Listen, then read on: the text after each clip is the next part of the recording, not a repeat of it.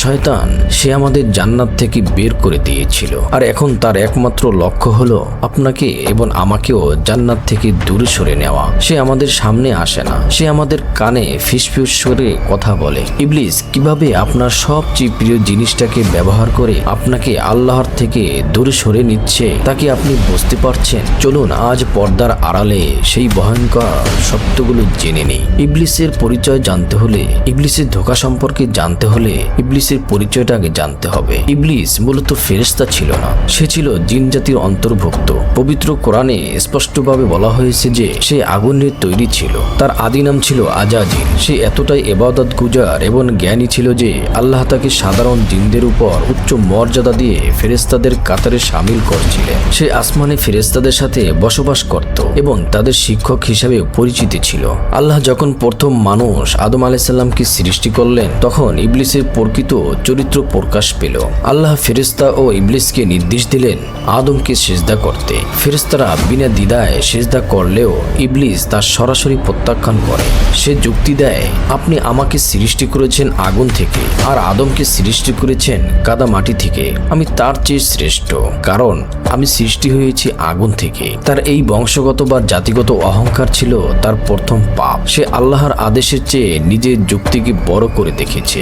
ইবলিসের এই অবাধ্যতা ও অহংকারের কারণে ইবলিস আল্লাহর রহমত থেকে বিতাড়িত হয়। তার নাম হয় ইবলিস, যার অর্থ আল্লাহর রহমত থেকে চরম হতাশ। সে কিয়ামত পর্যন্ত বেঁচে থাকার সুযোগ প্রার্থনা করলে আল্লাহ তা মঞ্জুর করেন। তখন সে চ্যালেঞ্জ করে যে সে বনি আদমকে চারপাশ থেকে ধোঁকা দিয়ে পথভ্রষ্ট করবে। সে আল্লাহর উদ্দেশ্য করে বলেছিলেন, যেহেতু আপনি আমাকে পথভ্রষ্ট করেছেন তাই আমি অবশ্যই আপনার সরল পথে মানুষের জন্য ওত পেতে বসে থাকব।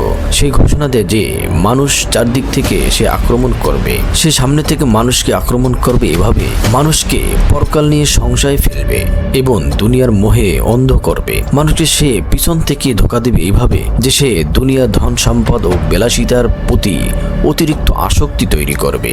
সে ডান দিক থেকে মানুষকে এভাবে ধোঁকা দেবে যে মানুষের নেক আমল বা ভালো কাজের মধ্য দিয়ে সে লোক দেখানো ভাব বা অহংকার ঢুকিয়ে দেবে। সে বাম দিক থেকে মানুষকে এভাবে ধ্বংস করে দেবে যে মানুষকে পাপ কাজে এবং অশ্লীলতার দিকে এমনভাবে প্রলুব্ধ করবে। শয়তান সরাসরি খারাপ কিছু করতে বলবেন না, তিনি বরং মন্দ কাজকে সুন্দর এবং যুক্তিযুক্ত হিসাবে উপস্থাপন করে তার সামনে দাঁড় করাবে।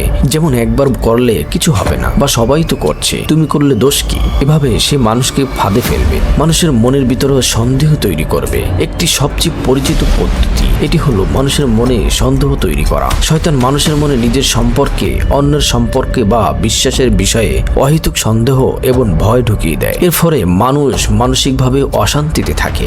এখন থেকে পরে, এখন থাক, পরে করব, এই মন মানসিকতা তৈরি করে শয়তান বড় একটি চাল তৈরি করে। সে মানুষকে সৎ কাজ বা দায়িত্ব পালনে আলস্য এনে দেয়, যাতে সবসময় শেষ হয়ে যাওয়ার পর মানুষ অনুতপ্ত হয়। প্রত্যেক মানুষের কিছু দুর্বলতা থাকে, যেমন রাগ, লোভ বা অহংকার। শয়তান ঠিক সেই দুর্বলতাকে ব্যবহার করে মানুষকে নিয়ে ভুল সিদ্ধান্ত নেয়।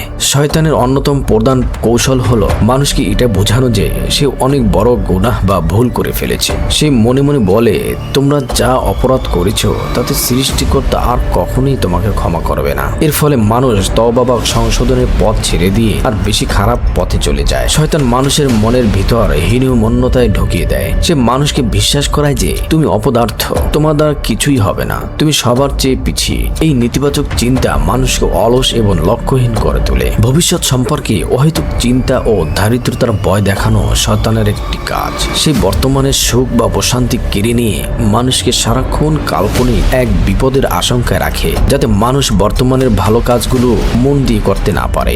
অনেক সময় শয়তান মানুষকে অভাবের ভয় দেখায়। এর ফলে মানুষ সৎ পথে থাকার আত্মবিশ্বাস হারিয়ে ফেলে এবং ভুল পথে, যেমন ঘুষ, সুদ বা জালিয়াতি পথে পা বাড়াতে থাকে। কেন শয়তান নিরাশ ছড়ায়? হতাশ মানুষ সমাজ এবং সৃষ্টিকর্তা উভয় থেকেই বিচ্ছিন্ন হয়ে পড়ে।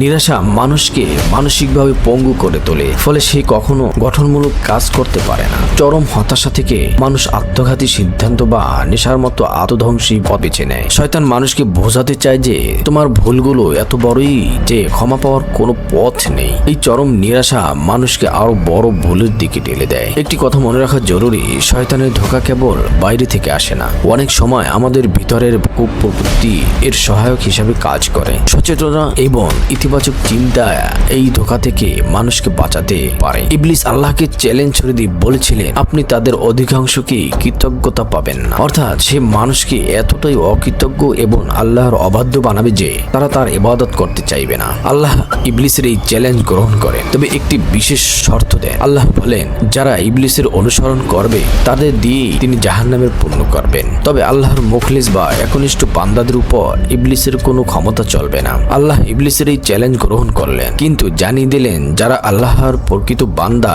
তাদের উপর শয়তানের কোনো ক্ষমতা থাকবে না।